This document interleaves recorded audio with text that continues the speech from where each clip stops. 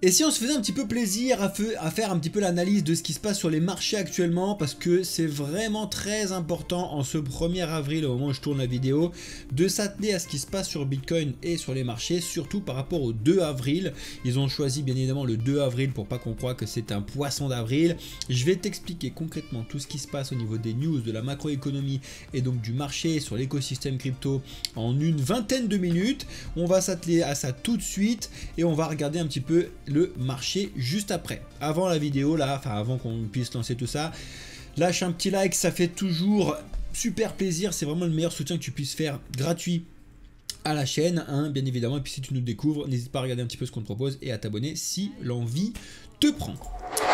Donc tu le vois, et je vais revenir dessus juste après. Aujourd'hui, on a eu la petite remontada du Bitcoin, j'ai envie de te dire depuis hier après-midi, et je vais principalement t'expliquer pourquoi c'est monté et pourquoi malheureusement je pense qu'on va retomber aussi vite que ça demain. Donc déjà, il faut savoir un petit peu ce qui se passe cette semaine, d'accord? Donc bon, aujourd'hui, hier, on avait un petit unlock d'optimisme, bon, pas grand chose, hein, optimisme, je vous ai fait un plus pour ceux qui étaient sur, pour ceux qui me suivent sur LinkedIn, je vous ai fait un petit post qui vous explique un petit peu concrètement pourquoi il faut réellement s'informer et se former plutôt que de faire n'importe quoi, parce que je connais beaucoup de gens qui m'ont parlé d'optimisme l'année dernière et qui ont mis beaucoup dessus, ils ont perdu 85% de leur truc, bon bref, ça c'est encore autre chose.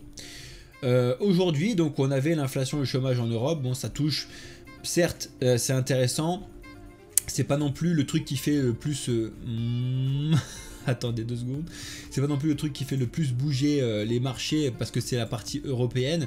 La partie américaine fait toujours beaucoup plus de bruit. Et du coup, directement, hop, tu vois, mardi. Donc l'inflation, on est un petit peu baissé de 0,1 point. Pas de grosse surprise, si ce n'est que c'est un petit peu mieux que ce qu'on attendait. Donc pourquoi pas, c'est toujours ça qu'on prend. Donc ça, c'est vraiment important.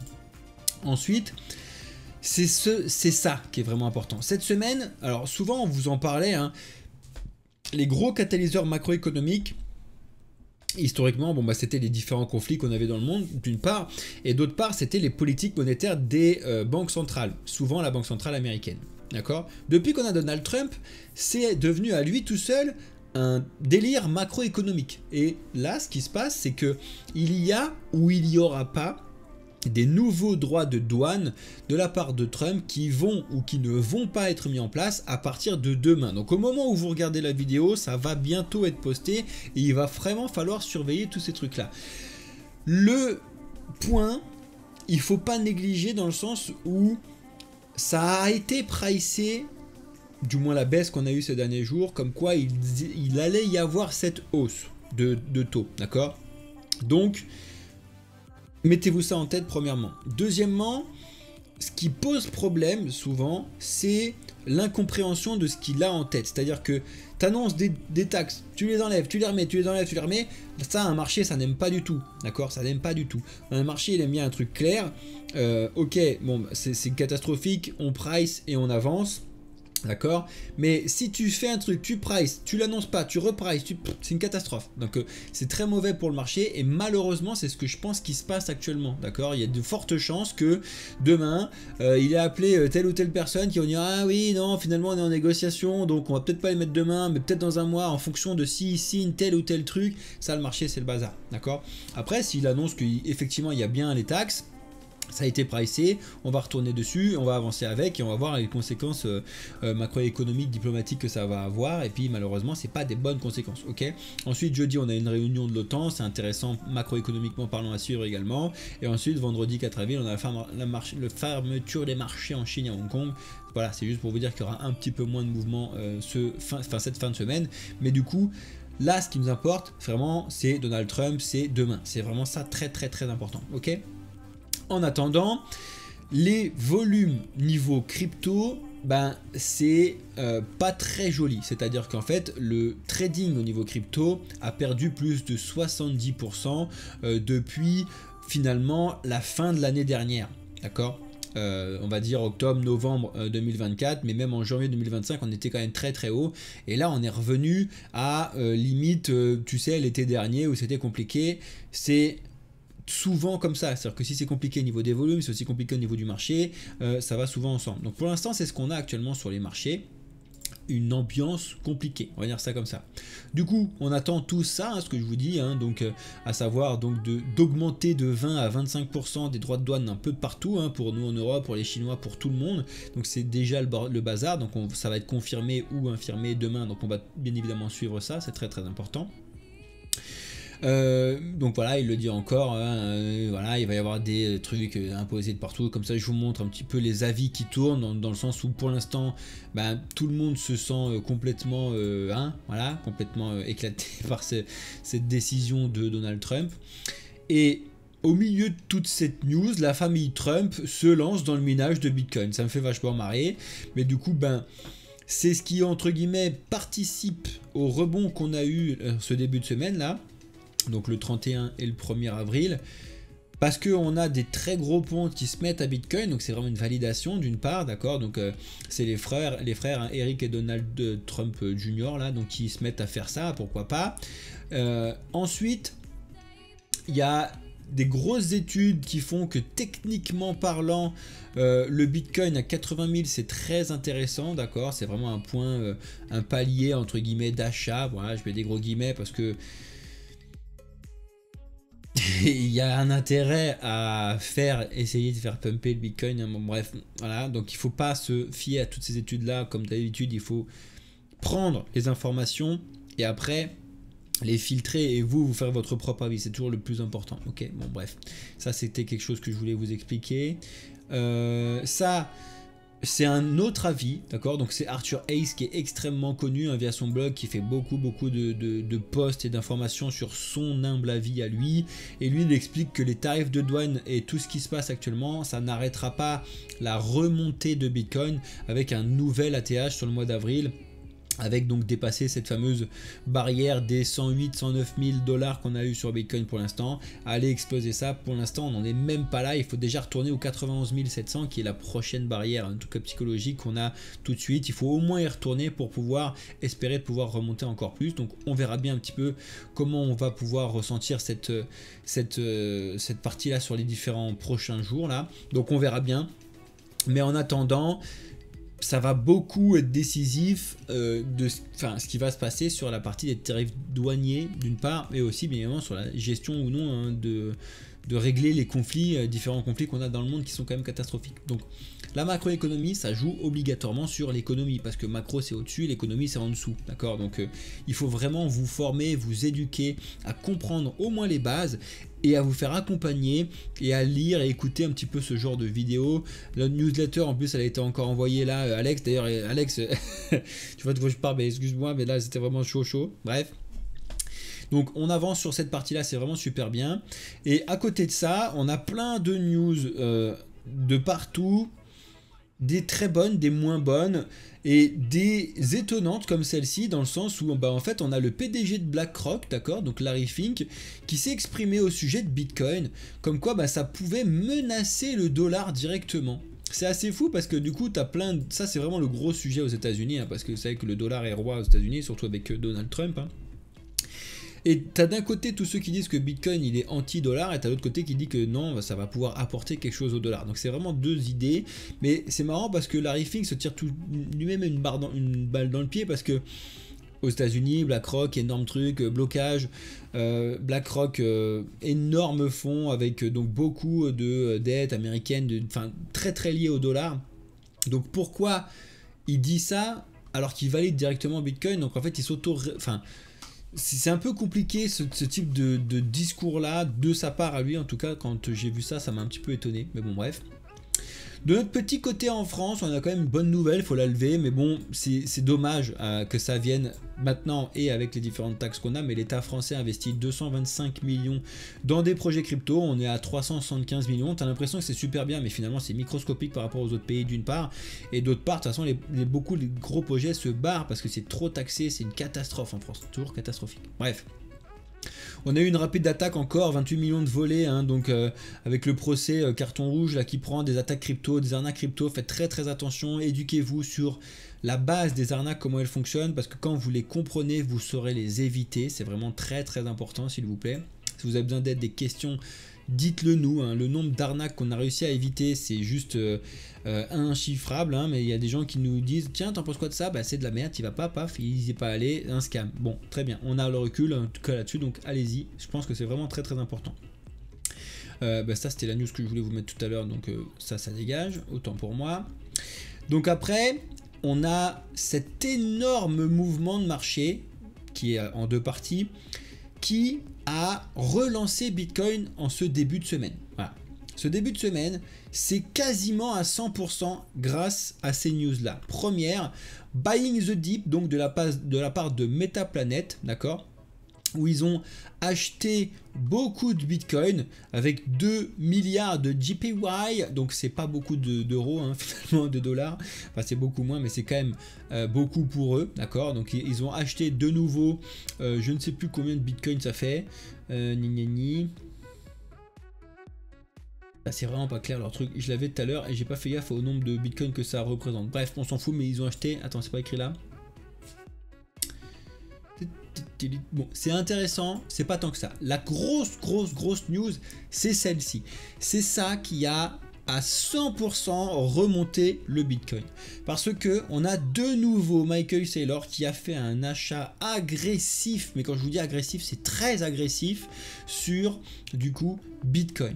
Il a acquéri 22 048 Bitcoin pour près de 2 milliards de dollars. Et à quel prix ? Quasiment à 87 000 $. Pourquoi je vous dis ça?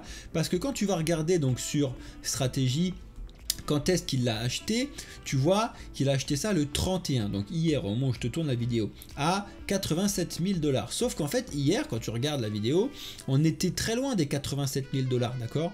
Là tu as le 30, le 29, le 31, etc. Effectivement, ce genre d'achat, quand c'est très gros comme ça, ils sont obligés de l'acheter en P2P, donc en peer-to-peer, donc de l'acheter à quelqu'un d'autre en direct, ou de trouver des solutions pour pouvoir le faire. Et normalement, ils payent une prime, ils payent plus cher. Et en même temps, je pense aussi que dans la négociation, ça prend un certain temps. Et à mon avis, ça a stagné du coup à 86-87 000 $ pendant toute la semaine dernière ici. Donc, il les a achetés à ce prix-là. Donc, la logique, je dis bien la logique voudrait, et pour l'instant ça me contredit un petit peu avec ces petites bougies rouges, mais la logique voudrait que comme ce soit un pump qu'il a acheté à cet endroit là, qu'on revienne justement là où il l'a acheté et après qu'on reparte, d'accord. C'est la logique, encore une fois la logique, si c'était tout le temps comme ça, hein, ce serait super bien, mais c'est ce que j'attendais du moins de ce que ça pourrait faire aujourd'hui et d'ici demain, d'aller rechercher du coup 86-87 000 $ pour après malheureusement retomber, parce que quand tu as un marché qui est macroéconomiquement pas à l'investissement, tu ne peux pas monter, c'est logique, il n'y a pas plus d'argent qui rentre, il n'y a pas de nouveau qui rentre, il n'y a pas ce genre de truc, donc ça baisse, d'accord. Mais lui, il fictivement relance à chaque fois le marché à petits coups de massue comme ça, d'accord. Donc là, effectivement, je vous l'avais déjà dit de surveiller beaucoup de choses. Ce point-là était très bizarre, hein, d'acheter 11 millions de Bitcoin, 130 Bitcoin, là, le 17 était chelou, mais au moins, il était un super bon prix. Je pense qu'il aurait dû inverser, hein. Acheter 22 000 Bitcoin à 83 000, c'était plus intéressant pour lui, parce que malheureusement, son prix moyen de Bitcoin monte très fort. Et je vous l'ai déjà dit, mais j'ai vraiment le pressentiment que son prix moyen de Bitcoin va atteindre 69, 70, voire 71 000 $ et que le Bitcoin va aller chercher ce moment-là, qu'on va voir dans les news partout. Michael Saylor n'est plus rentable, d'accord, il sera à zéro et ça va faire un petit crise de panique et c'est à ce moment-là qu'on pourrait pouvoir, qu'on pourrait repartir, etc. Bref. Il détient quand même 528 000 Bitcoin et c'est cette news là donc qui a fait à elle seule exploser du coup le cours du Bitcoin. D'ailleurs tu le vois en gros avec la dominance de Bitcoin. C'est-à-dire que ce type de mouvement là, tu le vois directement vu qu'il a acheté beaucoup que de Bitcoin et pas des autres trucs. Et ben si tu as un mouvement de marché avec des nouveaux entrants classiques qui rentrent, la dominance de Bitcoin n'aurait pas bougé parce que du coup il y avait assez de liquidité sur les alts qui seraient rentrés pour noyer le poisson de ce qu'il a fait. Sauf que, bah, tu le vois bien, il n'y a pas du tout cette nouvelle entrée de personnes dessus. Du coup, bah, son achat massif fait que le marché reste plus ou moins là où il est, les alts, mais une grosse quantité d'argent arrive que sur Bitcoin, donc la dominance remonte et arrive quasiment à 62,5%. Ce que je vous expliquais, la barre plus haute, et on est là vraiment, mis à part la dinguerie qu'on a eu sur 4 heures ici, sur le plus haut depuis donc le dernier bull run. On est vraiment sur le plus haut et à stagner dessus. Les 62,57%, on y est. C'est maintenant, c'est là, on est dessus depuis donc tout ce temps. Ok ? Donc ça, c'est très très très important de comprendre tout ça, parce que quand vous arrivez à intégrer ces informations-là, vous ferez des meilleurs investissements, je vous le garantis. Ok ? Pourquoi je vous ai mis ce truc-là ? Attends. J'ai une vieille news éclatée qui est arrivée au milieu de mes trucs, alors attends, bouge pas. Oui, voilà. Autant pour moi, my bad. On a la deuxième vague de remboursement de FTX qui va commencer à arriver à la fin du mois d'avril. Et là, on parle quand même de 11,4 milliards qui va être versé aux créanciers. Donc c'est pareil. C'est quand même beaucoup d'argent qui peuvent se déchaîner sur les marchés et, entre guillemets, faire un mouvement qui sera différent de ce qu'on a classique sur un marché, parce que c'est des gens qui vont récupérer de l'argent qu'ils pensaient avoir perdu. Qu'est-ce que tu fais avec cette partie-là ? Bon, moi personnellement, j'avais très peu de lacets dessus, je vous le dis, hein, j'avais un Ether, je sais pas quoi, je vais récupérer que dalle. Hein. Moi, je vous le dis, de ce truc-là, je récupère 1700 balles, je crois. Alors 100%, je vais pas du coup les vendre et récupérer en euros, hein, c'est pas du tout en tout cas le projet que j'ai en tête. C'est des trucs, je pense que je vais les prendre et mettre sur plein de petites. Typiquement, mettre limite des 100 balles sur 17 micro-projets, tu vois, à la rigueur, ça serait un truc bien. Mais voilà, pourquoi ? Parce qu'en fait, c'était des sous que pour moi, ils étaient perdus. Donc en fait, là, je les reçois. Bon, bah, au mieux, bah, je les mets sur des petits projets qui me rapportent des trucs très très bien. Au pire, ils étaient perdus parce que de toute façon, ils étaient perdus. On parle de petits trucs, tu vois. Si j'avais récupéré, je sais pas combien, ok, pourquoi pas. Mais là, pour le coup, non. Donc bref, donc ça va être encore des vagues qui tournent là. Sur grosse majorité des altcoins, et puis on a toujours aussi la grosse partie de Bitcoin, donc de l'arnaque là qui tourne encore, qui sont encore en train d'être distribués, donc ça fait quand même beaucoup de bruit sur les marchés qui sont pas des signaux d'achat en tout cas. Bref, Binance permet de trader sur les DEX depuis son exchange centralisé. Donc ça, c'est un concept que j'ai pas vraiment compris et qu'il faut que j'étudie un petit peu plus. Alors ça, pour le coup, je vous pose la question s'il y en a qui l'ont compris, qui l'ont fait, mais je ne vois pas le mouvement où DEX peut être fait sur un sexe, parce que c'est pas possible, d'accord ? Décentraliser sur quelque chose de centralisé, moi j'ai un problème. J'ai un vrai... Bon, ça marche pas. Tu vois. Bref, donc faut voir comment ils l'ont mis en place, comment ça fonctionne. Si jamais vous avez vu un peu quelque chose d'intéressant, dites-le moi, mais je sais pas. Voilà. Arnaque au faux d'investissement, des Français perdent des millions d'euros, comment se protéger, je vous le montre, je vous l'explique, vous avez plein de choses. Regardez cet article-là qui est très très bien fait sur Cryptos, mais faites très attention à ce que vous faites s'il vous plaît. Faut-il vendre d'urgence la cryptopie avant qu'il ne soit trop tard? Oui, on va pas aller plus loin que ça, d'accord? Cassez-vous de ce projet de merde. Le gouvernement n'a pas l'intention d'utiliser le Dogecoin, c'est une citation directe d'Elon Musk qui clarifie la mission du Doge, hein, donc pour replacer un petit peu le Doge. En vrai, je pense que le Doge a un très bel avenir, je pense qu'il y a quand même des choses intéressantes à faire sur cette première blague. En tout cas, s'il y a des meme coins sur lesquels je me permets d'investir, c'est sur ceux qui font du développement, sur ceux qui ont des grosses valeurs, c'est sur ce genre de trucs. Donc en vrai, Doge, Shiba, j'aime beaucoup moins. Et Floki, pourquoi pas, parce que c'est un peu plus funky sur certains trucs. Mais voilà, après les autres qui servent à rien, vous savez que j'ai jamais trop mis de choses dessus, encore moins sur ce genre de conneries. Mais on a PumpSwap, donc l'exchange décentralisé de Pump.fun, qui a dépassé 2,5 milliards de volume en 10 jours, cumulé, attention, hein, parce que c'est cumulé, donc c'est vraiment pas du tout dire que c'est pas par jour. Donc bref, amusez-vous si vous le voulez sur ce genre de truc, je vous le déconseille formellement, c'est des choses qui sont très dangereuses. En tout cas, allez-y en connaissance de cause, que vous pouvez largement tout perdre et que vous ne vous ferez très certainement pas beaucoup d'argent, surtout si vous n'êtes pas accompagné, et si vous n'avez pas l'éducation appropriée à ces trucs là. Je suis très énervé, Donald Trump qui s'exprime donc contre Vladimir Poutine. Encore une fois, je t'explique que vraiment le sentiment macroéconomique et là du coup en l'occurrence géopolitique est extrêmement tendu, alors que de temps en temps on se lève, on dit tiens une bonne nouvelle, ils vont discuter, ils sont en train de se verner, bah en fait paf, je suis énervé machin.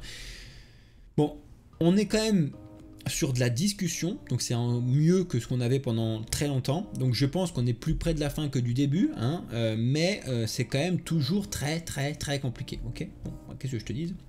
On a bien évidemment Circle qui se prépare pour son IPO, donc son introduction en bourse, hein. Tu sais que ça se fait pas en 2 minutes, et en tout cas ils espèrent donc de pouvoir mettre ça en place d'ici la fin du mois d'avril. C'est quand même un énorme coup pour Circle, mais pour l'écosystème crypto, parce que ça fait partie des gros écosystèmes crypto qui sont entre guillemets validés par la finance traditionnelle quand tu rentres et tu t'introduis en bourse, donc dans ce sens là c'est bien. Après bon voilà, la régulation des États-Unis, on a plein de projets crypto qui compliquent hein, forcément l'adoption d'un cadre propre, hein. Je te parle même pas des Trump et tout hein, qui foutent le bazar, hein, t'as compris hein. L'idée c'est ça, hein, c'est qu'en fait il y a trop de trucs qui tournent autour de Donald Trump qui finalement empêche de mettre un cadre légal carré et simple. Donc ça c'est malheureusement le cas, et bon, qu'est-ce que tu veux que je te dise, pour l'instant on vit là-dedans.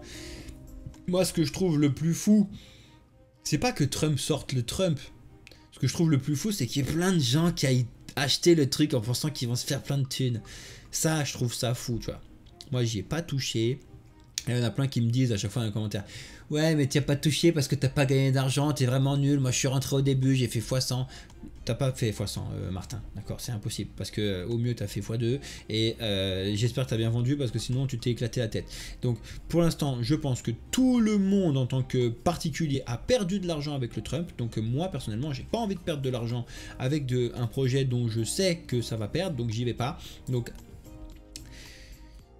voilà, après que Trump le fasse, en vrai ça m'étonne pas réellement, c'est des mouvements à la Trump, d'accord, mais ce qui m'embête le plus c'est qu'il y ait beaucoup de gens qui soient rentrés dedans. Bref, il y a des études et des retours d'expérience toujours qui continuent avec donc ce qui se passe au Salvador, hein, l'adoption du Bitcoin, est-ce que ça a été échoué, est-ce que ça fonctionne bien, pas bien, etc. Bon, il y a beaucoup de points. Si vous voulez, en termes français, vous avez Découvre Bitcoin avec Roxy qui est allé plusieurs fois, qui y va encore d'ailleurs plusieurs fois me semble. Donc si vous voulez aller voir sa chaîne, salut à toi Roxy, qui fait un excellent contenu sur Bitcoin, l'adoption et le retour d'expérience qu'il a eu en allant au Salvador, tu auras un vrai bon point en français. Pourquoi les entreprises européennes n'investissent-elles pas dans le Bitcoin? C'est vraiment une vraie bonne question en vrai que tout le monde se pose, même si d'un côté tu as beaucoup d'institutionnels qui se disent intéressés par Bitcoin, de l'autre côté tu vois qu'en fait ils ont du mal à franchir le pas. En vrai je pense qu'on est là, du moins c'est pour ça qu'on a développé, et en particulier j'ai développé cette branche là chez Bamboufine, à savoir l'éducation des entreprises, d'accord. Donc encore une fois je le répète, si vous êtes une entreprise, envoyez-moi un message, un mail à contact@bamboufine.io et vous me demandez ce qui se passe. Vous avez normalement Xarlac qui vous l'affiche bien évidemment de partout. Vous me dites tiens j'ai entendu tu as un truc pour les entreprises, et je vous explique ce qui se passe. Mais en vrai le pas ne peut pas se faire sans avoir une explication, c'est absolument impossible, d'accord. Il faut avoir une formation, une éducation qui soit claire sur où, quoi, comment, sinon vous allez faire n'importe quoi, d'accord. Bref, normal. Ensuite, ça c'est assez dingue, on a Elon Musk qui a dit que, enfin on lui a posé la question c'est quoi votre opinion sur la réserve fédérale américaine, et il a dit fermez-moi la Fed. J'ai toujours voulu dire ça, c'est assez dingue. Bon, il est un peu déglingué sur les bords, mais voilà, tu vois directement que il est pas du tout là, enfin il est là pour faire de la liberté d'expression, en tout cas ce qu'il appelle ça, donc de laisser un peu le marché s'autoréguler, se gérer tout seul, les gens se planter, les gens pas se planter. Bon, écoutez, on verra bien, mais je pense pas qu'il soit prêt de fermer la Fed, hein. Du moins pas tout de suite. Les Émirats Arabes Unis sont un petit peu comme nous, ils n'ont rien compris, ils vont faire donc leur monnaie numérique de banque centrale, hein, alors que les autres pays et même la Chine l'a bien compris que ça ne fonctionnait pas.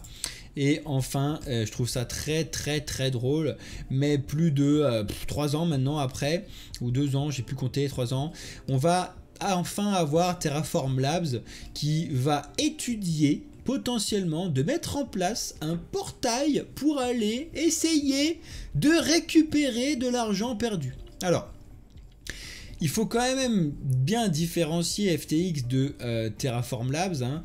FTX, il y avait donc une entreprise centralisée qui a fait n'importe quoi.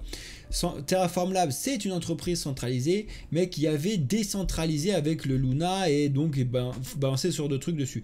Ça s'est complètement explosé la tronche. Et comment ils peuvent mettre en place un système de remboursement? Je sais pas. Ou du moins, je sais qu'ils ne remboursent, enfin, du moins de ce que j'ai là en tête, hein, ils ne pourront pas rembourser de la même façon que ce qui est en train d'être remboursé à la FTX, parce que FTX c'est l'accompagnement, le truc et tout. Terraform Labs, waouh, compliqué, hein. C'était beaucoup plus décentralisé que l'était FTX, donc j'ai quand même du mal à le croire. Bref, donc les marchés, du moins au moment où je vous tourne la vidéo, sont retournés au vert par rapport à ce que je vous expliquais hier. Je vous ai dit que moi j'attendais plutôt de voir le marché revenir par rapport à l'achat de Michael Saylor qui a été officialisé hier, mais vous savez que ma conviction, du moins pour l'instant, par rapport à la macroéconomie, par rapport à la géopolitique, elle est toujours pour l'instant, hein, en s'accordant avec tous ces trucs là, plus un petit peu de technique, à venir refermer au moins les 73 500. Si ce n'est d'aller chercher peut-être le dernier plus haut, 70, etc. Ce que je vous ai expliqué tout à l'heure, c'est que j'ai du mal, j'ai vraiment l'impression que Michael Saylor va faire monter son prix tout seul à ces alentours là, 73 000, qu'on va y arriver, qu'on va avoir une mèche à 69 et qu'après qu'on pourra repartir et faire quelque chose de vraiment très intéressant. Est-ce que ça va arriver au mois d'avril? Est-ce que ça va arriver au mois de mai, de juin? J'en sais rien, j'ai bien évidemment pas de boule de cristal. Tout ce que je sais, c'est que la dominance de Bitcoin est extrêmement haute, elle n'est pas encore trop haute entre guillemets, elle peut aller plus loin. J'ai du mal quand même à la voir pérennement passer au-dessus des 63%, mais bon, on verra bien. Ethereum, c'est une catastrophe, hein, d'accord, parce que même ce rebond, il est bien plus maigre que ce qui se passe sur Bitcoin, d'accord, et tu le vois d'ailleurs, la dominance de Bitcoin par rapport à Ether, elle est catastrophique, et les autres projets, je t'en parle même pas. On a le Solana à la rigueur qui a à peu près bien tanké les 125 balles, pourquoi pas, mais sinon les autres projets sont un peu catastrophiques. Encore un petit point pour Atom qui, pour le coup, pour l'instant, s'en sort à peu près bien, même si il a malheureusement mal rebondi sur les 5, mais pour l'instant, il a extrêmement bien rebondi sur les 4.2. Donc c'est très très bien dans ce sens-là et on va suivre tout ça bien évidemment comme d'habitude. Voilà. Allez, moins d'une demi-heure pour la vidéo pour YouTube. Je suis rentré dans les clous de ce que je voulais vous proposer, donc j'espère que ça vous aura plu, j'espère que vous avez compris un petit peu les différentes news, la macro, la politique, ce qui se passe, les économies, le machin, bref, ne vous encombrez pas trop l'esprit, mais ayez l'esprit ouvert sur ce qui se passe et ce que vous pouvez récupérer de partout. Ne suivez personne, d'ailleurs vous le voyez bien, je suis pas là du coup à vous dire achète, vends, d'accord, je te donne mes sentiments par rapport à ce qui se passe et certaines targets et tout, mais tu ne dois clairement pas te dire tiens j'achète, je vends, je truc, je mets des effets de levier, des machins, non, pas par rapport à ce que je te dis, d'accord, par rapport à ton étude, ta gestion de ton risque, de ton truc, tu dois mettre en place ton projet à toi, d'accord, parce que c'est comme ça que tu arriveras à être rentable. Si tu écoutes quelqu'un d'autre, tu ne seras jamais rentable. Crois un petit peu le vieux qui a beaucoup étudié les cryptos et qui s'est pris beaucoup de murs, qui a voulu faire comme toi dès le début et qui a malheureusement perdu pas mal de trucs au début, d'accord. Bon, bref. En tout cas, pour tous ceux qui sont sur YouTube, sur la rediffusion, je vous laisse là. Je vais rester un petit peu rapidement en live avec les autres. Merci à toi d'avoir regardé cette vidéo jusqu'au bout. Lâche un petit like et une petite banane si tu as entendu et regardez ça jusqu'au bout. Merci à toi et à très bientôt.